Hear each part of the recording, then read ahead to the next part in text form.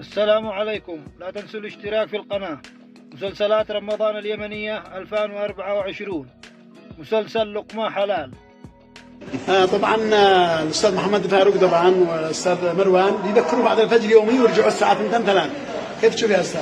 والله حجر طيب، بس تعب التعب انت شفته بالممثلين، ايش حصل بالممثلين؟ دحين صورتهم اللي مكسور رجله واللي مفطوس جبهته واللي مفتوج واللي معور واللي مرضي بسرني قد ضابع. بعد باقي الشباب طبعا ولا واحد سليم من الطاقم. انا ما انزلش الا بعد ما ينتهوا من المسلسل، لان اليوم صورت عاهات، اقسم بالله عاهات حالتهم حاله الله يعينك. بيتحمسون الاكشن كثير طبعا واكثروا لايف. تحياتي لقمة حلال، مبروك لنا كلنا، مبروك لنا كلنا عمل ان شاء الله ومن نجاح الى نجاح يا رب. تحياتي، الله يفتح عليكم. أبطال المسلسل عبد الله يحيى إبراهيم ويحيى إبراهيم وتوفيق المأخذي وعصام القديمي ومحمد القصاب ورغد المليكي وفتحية إبراهيم وسحر الأصبحي. المسلسل من إخراج محمد فاروق.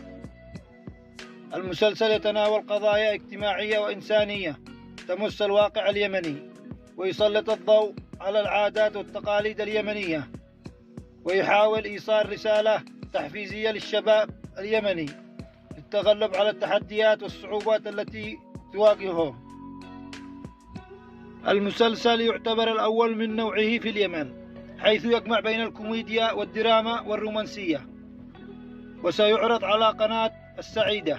طبعا استاذ عصام اليوم خلص مشاهده، هو اول المخلصين ما نشأ أول آخر واحد، يعني من المخلصين الكبار. أيوه، وربي يسعدك وتصل درب السلامة. الله يسلمك. وشكرا جزيلا لتحملك، للطفك، لالتزامك، لاخلاقك العالية. والله انها حزينين على فراقك جدا جدا. انت روح حلو للفريق وللطاقم، والله وانه وقت حياتك. لا تبكيني يا أستاذ، أنا أبدأ لك وتبكي فرحتي برو.